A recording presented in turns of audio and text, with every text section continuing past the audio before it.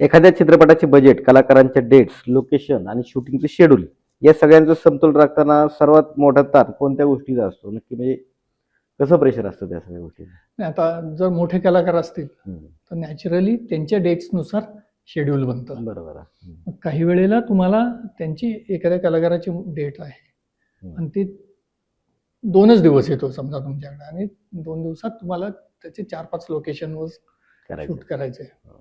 तर ते शूटिंगचे लोकेशनच्या परमिशनपासून बरोबर. ॲक्च्युली शूटिंगच्या दिवसापर्यंत, शूटिंगच्या त्या टायमिंगपर्यंत तुम्हाला अतिशय अलर्ट राहावं लागतं.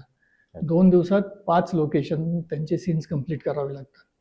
त्यामुळं एक लोकेशन ते दुसऱ्या लोकेशनवर जे जाण्याचा कालावधी असतो, रॅपअप करा, पुन्हा मांडा, तर बरोबर. त्यासाठी अलर्ट राहावं लागतं. तुम्हाला डायरेक्टर बरोबर बोलावं लागतं, तुम्हाला कॅमेरामनच्या सोबत बोलावं लागतं, तुम्हाला तुमच्या लाइटिंग टीमच्या सोबत बोलावं लागतं. काय शिफ्टिंगला वेळ किती लागेल हा. किंवा काय? मग अशा वेळेला काही वेळेला काय होतं की तुमचं एवढंच लाइटिंग आहे, नाही तर पुढचं लाइटिंग तुमचा एक असिस्टंट आहे ना, बरोबर. तो पुढचं करून घेऊ शकेल का? हम्म. मग स्पेशली आपण काय करायचे, एक गाडी मॅनेज करायची त्यावेळेला कुठली तरी. निम्म सामान पुढे गेलेलं असतं ना, बरोबर आहे. त्याचं काही ना काही पुढे त्यांनी लाईट्स किमान ठेवलेले असतात तिथं, उतरवणं वगैरे इथे वेळ वाचतो. वेळ वाचतो तो, आणि काम लवकर चालू होतं. मला आठवते की फकाटच्या वेळेस तुम्ही बऱ्याच वेळा सांगायचं की म्हणजे आर्ट डिरेक्शन विषयी बरंच तुमचं कंट्रोलिंग असायचं की लोक किती आहेत, करेक्ट. सामान कुठे पोचले का, सेट लावलाय का, काय अडचण आहे का. म्हणजे जरी मी सर्व काही करत असलो, विनय होते आपले जवळ घे कर, छान काम झालं त्यावेळेस तुमचं कंट्रोलिंग प्रत्येक गोष्टीवरती असायचं.